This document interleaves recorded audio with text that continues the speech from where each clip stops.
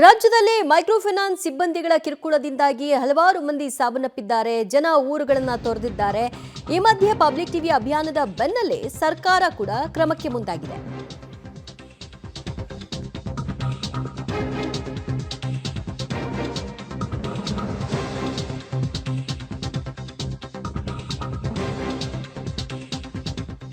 ರಾಜ್ಯದಲ್ಲಿ micro finance ಕಂಪನಿಗಳ ಕಿರುಕುಳ ನಿಲ್ತಾ ಇಲ್ಲ. ಫೈನಾನ್ಸ್ ಕಿರುಕುಳಕ್ಕೆ ಸರಣಿ ಸಾವುಗಳಾಗಿದೆ. ಈಗಾಗಲೇ ಜನ ಊರನ್ನ ಬಿಟ್ಟು ಬೇರೆ ಬೇರೆ ಕಡೆಗಳಲ್ಲಿ ತಲೆಮರೆಸಿಕೊಂಡು ವಾಸ ಮಾಡ್ತಿದ್ದಾರೆ. ತಾಳಿಯನ್ನು ಅಡವಿಟ್ಟು ಬೀದಿಗೆ ಬಂದಿದೆ ಬಡ ಕುಟುಂಬ. ಮಹಿಳೆಯರು ಅಭಿಯಾನವನ್ನು ಕೂಡ ನಡೆಸಿದ್ರು. ಪಬ್ಲಿಕ್ ಟಿವಿ ಅಭಿಯಾನದ ಬೆನ್ನಲ್ಲೇ ಮುಂದಾಗಿದೆ ಈಗ ಕ್ರಮಕ್ಕೆ ಸರ್ಕಾರ. ಫೈನಾನ್ಸ್ ಕಂಪನಿಗಳ ವಿರುದ್ಧ ಕಠಿಣ ಕ್ರಮ ಜರುಗಿಸುವಂತಹ ಭರವಸೆಯನ್ನ ಕೊಟ್ಟಿದೆ. ವಿಶೇಷ ಕಾನೂನು ತರಲು ರಾಜ್ಯ ಸರ್ಕಾರ ಈ ಬಗ್ಗೆ ಚಿಂತನೆ ನಡೆಸ್ತಾ ಇದೆಯಂತೆ. ಕ್ಯಾಬಿನೆಟ್ನಲ್ಲಿ ಕಾನೂನು ಬಗ್ಗೆ ನಿರ್ಣಯವನ್ನ ತೆಗೆದುಕೊಳ್ಳಲಾಗುತ್ತೆ. ಮುಂದಿನ ಅಧಿವೇಶನದಲ್ಲಿ ಹೊಸ ಕಾನೂನು ಜಾರಿಯಾಗುತ್ತೆ ಅಂತ ಕಾನೂನು ಮಂತ್ರಿ ಎಚ್.ಕೆ. ಪಾಟೀಲ್ ಈ ಬಗ್ಗೆ ಮಾಹಿತಿಯನ್ನು ಹಂಚಿಕೊಂಡಿದ್ದಾರೆ. ಬಡ್ಡಿ ಜನರ ಶೋಷಣೆಯನ್ನ ಸರ್ಕಾರ ಸಹಿಸೋದಿಲ್ಲ. ಈ ಮೀಟರ್ ಬಡ್ಡಿ ಹಾಗೂ ಜನರನ್ನ ಅತಿ ಹೆಚ್ಚು ಬಡ್ಡಿ ಹಾಕಿ ಶೋಷಣೆ ಮಾಡುವಂಥವ್ರು ಏನದಾರ ಅವ್ರನ್ನ ರಾಜ್ಯ ಸರ್ಕಾರ ಮಟ್ಟ ಹಾಕ್ತದೆ. ಅದಕ್ಕೆ ಬೇಕಾಗಿರುವಂಥ ಕಾನೂನು ಕಾನೂನು ಬಳಕೆ ಮಾಡುವಂಥದ್ದನ್ನು ನಮ್ಮ ಪೊಲೀಸ್ ಇಲಾಖೆ ಮಾಡ್ತದೆ. ಯಾರ ಮೀಟರ್ ಬಡ್ಡಿ ಹಾಕ್ಯಾರ, ನನಗೆ ಇಷ್ಟು ಅನ್ಯಾಯದ ಬಡ್ಡಿ ಹಾಕ್ಯಾರ ನೋಡ್ರಿ ಅಂತನ್ನೋರಿದ್ರೆ ಅವರು ಕಂಪ್ಲೇಂಟ್ ಕೊಡೋದಕ್ಕೆ ಯಾವ ಕಾರಣಕ್ಕೂ ಹಿಂದೆ ನೋಡಬಾರ್ದು. ಯಾರೂ ತಮ್ಮನ್ನು ತಾವು ಶೋಷಣೆ ಮಾಡಿಕೊಳ್ಳೋದಕ್ಕೆ ಅವಕಾಶ ಕೊಡಬಾರ್ದು. ಯಾರ ಖಾಸಗಿಯವರು ಯಾರನ್ನಾರ ಒಂದು ದಿವ್ಸ ಕುಂಡ್ರಿಸ್ತೀನಿ, ಅರ್ಧ ದಿವ್ಸ ಕುಂಡ್ರಿಸ್ತೀನಿ, ಅವ್ನ ಕತ್ತಲ ಕೋಣಾಗ ಹಾಕ್ತೀನಿ, ಕಾನೂನನ್ನು ಯಾರೂ ಕೈಯೊಳಗೆ ತಗೊಳ್ಳುವಂತಿಲ್ಲ.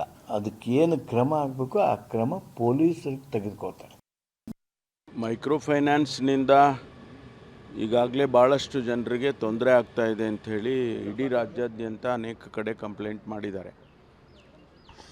ಈಗಿರ್ತಕ್ಕಂಥ ನಿಯಮಗಳು ಅಷ್ಟು ಕಠಿಣವಾಗಿಲ್ಲ ಅನ್ನುವಂಥದ್ದು ನಮ್ಮ ಗಮನಕ್ಕೂ ಕೂಡ ಬಂದಿರುವಂಥದ್ದು.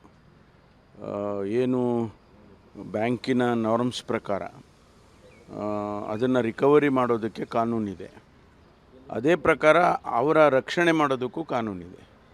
ಅದು ಸಾಕಾಗ್ತಿಲ್ಲ, ಕಾನೂನು ಕಠಿಣವಾಗಿಲ್ಲ ಅಂಥೇಳಿ ನಮ್ಮ ಇಲಾಖೆಯಿಂದ ಈಗಾಗಲೇ ಅನೇಕ ವರದಿಗಳು ಕೂಡ ಬಂದಿದ್ದಾವೆ. ಅದಕ್ಕಾಗಿ ಈಗ ಮುಂದಿನ ದಿನದಲ್ಲಿ ಒಂದಿಷ್ಟು ಕಠಿಣವಾದಂಥ ಕಾನೂನುಗಳನ್ನು ಮಾಡ್ತಕ್ಕಂಥ ಅಗತ್ಯತೆ ಇದೆ. ಅದನ್ನು ಸರ್ಕಾರ ನಾವು ಮಾಡ್ತೇವೆ. ಆದರೆ ಈ ಮಧ್ಯೆ ಏನು ಅವರಿಗೆ ಹೆರಾಸ್ಮೆಂಟ್ ಇದೆ ಅದನ್ನು ನಿಲ್ಲಿಸೋದಕ್ಕೂ ಕೂಡ ನಾವು ಅವರಿಗೆ ತಿಳಿಸಿದ್ದೇವೆ. ಮನೆಗಳಿಗೆ ಹೋಗೋದು, ರಿಕವರಿಗೆ ಏನಾಗಿದೆ ಅಂದರೆ ಈಗ ಸಾಲ ತೊಗೊಂಡಿರ್ತಾರೆ, ಸಾಲ ವಾಪಸ್ ಕಟ್ತಾ ಇದ್ದರೆ ಅವರು ಅಂಡರ್ಟೇಕಿಂಗ್ ತೊಗೊಂಡಿರ್ತಾರೆ. ನೀವು ತಮಗೆಲ್ಲ ಗೊತ್ತಿದೆ, ಬ್ಯಾಂಕ್ನಲ್ಲಿ ಸಾಲ ತೊಗೋಬೇಕಂದ್ರೆ 10 ಕಡೆ ಸಿಗ್ನೇಚರ್ ಮಾಡಿಸ್ಕೊಳ್ತಾರೆ. ಆ ಸಿಗ್ನೇಚರ್ ಯಾತಕ್ಕೆ ಮಾಡ್ತಿದ್ದೀವಿ? ಈ ಬಗ್ಗೆ ಮತ್ತಷ್ಟು ಮಾಹಿತಿ ಕೊಡ್ತಾರೆ ನಮ್ಮ ಪ್ರತಿನಿಧಿ ರವೀಶ್. ಹೊಸ ಕಾನೂನನ್ನು ಮಾಡ್ತೀವಿ ಈ ಕುರಿತಾಗಿ ಅಂತ ಸರ್ಕಾರ ಹೇಳ್ತಾ ಇದೆ. ಅದು ಸ್ವಲ್ಪ ತಡವಾದರೂ ಕೂಡ ಈಗ ನಡೀತಾ ಇರುವಂತಹ ಘಟನಾವಳಿಗಳನ್ನು ನೋಡ್ತಾ ಇದ್ರೆ ಮತ್ತಷ್ಟು ಜೀವಗಳು ಹೋಗುವಂತಹ ಸಾಧ್ಯತೆ ಇದೆ. ಸೊ ಈ ಹಿನ್ನೆಲೆಯಲ್ಲಿ ಅವರು ಯಾವ ರೀತಿ ಭರವಸೆಯನ್ನ ಇಡ್ತಾ ಇದೆ ಸರ್ಕಾರ? ಪ್ರಮುಖವಾಗಿರ್ತಕ್ಕಂಥದ್ದು ಈ ಒಂದು ಮೈಕ್ರೋ ಫೈನಾನ್ಸ್ನ ಕಿರುಕುಳ ಏನಿದೆ ದಿನದಿಂದ ದಿನಕ್ಕೆ ಹೆಚ್ಚಾಗ್ತಾ ಇರತಕ್ಕಂಥದ್ದು. ರಾಜ್ಯಾದ್ಯಂತ ಪ್ರತಿ ಜಿಲ್ಲೆಗಳಲ್ಲೂ ಕೂಡ ಇದೇ ರೀತಿಯ ಕಿರುಕುಳದ ವರದಿ ಆಗ್ತಾ ಇದೆ. ಹಾಗಾಗಿ ಸರ್ಕಾರ ಎಲ್ಲೋ ಒಂದು ಕಡೆ ನಿಧಾನವಾಗಿ ಎಚ್ಚೆತ್ತುಕೊಳ್ತಾ ಇರ್ತಕ್ಕಂಥದ್ದು ಮತ್ತು ಪಬ್ಲಿಕ್ ಟಿವಿ ಇದ್ರ ಬಗ್ಗೆ ಅಭಿಯಾನವನ್ನು ಕೂಡ ಮಾಡಿತ್ತು. ಪ್ರಮುಖವಾಗಿ ನಾಳೆ ಮುಖ್ಯಮಂತ್ರಿ ಸಿದ್ದರಾಮಯ್ಯ ಅವರ ನೇತೃತ್ವದಲ್ಲಿ ಮಹತ್ವದ ಸಭೆಯನ್ನು ಕರೆದಿದ್ದಾರೆ. ಆ ಸಭೆಯಲ್ಲಿ ಗೃಹ ಇಲಾಖೆ, ಕಂದಾಯ ಇಲಾಖೆ ಮತ್ತು ಸಹಕಾರ ಇಲಾಖೆ ಒಳಗೊಂಡಂತಹ ಸಚಿವರ ಸಭೆಯನ್ನು ಕೂಡ ಇರ್ತಕ್ಕಂಥದ್ದು. ಪ್ರಮುಖವಾಗಿ ಈ ಒಂದು ಮೈಕ್ರೋ ಫೈನಾನ್ಸ್ ಅಂದರೆ 75ಕ್ಕೂ ಹೆಚ್ಚು ಮೈಕ್ರೋ ಫೈನಾನ್ಸ್ ಸಂಸ್ಥೆಗಳು ರಾಜ್ಯದಲ್ಲಿ ಇರ್ತಕ್ಕಂಥದ್ದು. ಅದರಲ್ಲಿ ಕೆಲವು ಆ ಒಂದು RBIನ ನೋಂದಾಯಿತ ಅಡಿಯಲ್ಲಿ ಆ ಒಂದು ಕಾರ್ಯವನ್ನು ನಿರ್ವಹಣೆ ಮಾಡ್ತಾ ಇದೆ. ಇನ್ನು ಕೆಲವು ಮೈಕ್ರೋ ಫೈನಾನ್ಸ್ ಸಂಸ್ಥೆಗಳು ರಾಜ್ಯ ಸರ್ಕಾರದ ಅನುಮತಿಯೊಂದಿಗೆ ನಡೆಸ್ತಾ ಇದ್ದಾರೆ ಅಂತ ಕೂಡ ಹೇಳಲಾಗ್ತಾ ಇದೆ. ಹಾಗಾಗಿ ಆ ಪಟ್ಟಿಯನ್ನು ಕೂಡ ನಾಳೆ ಒಂದು ರೀತಿಯಲ್ಲಿ ಚರ್ಚೆ ಸಂದರ್ಭದಲ್ಲೂ ಕೂಡ ಅದನ್ನು ಪರಿಶೀಲನೆ ನಡೆಸ್ತಾರೆ.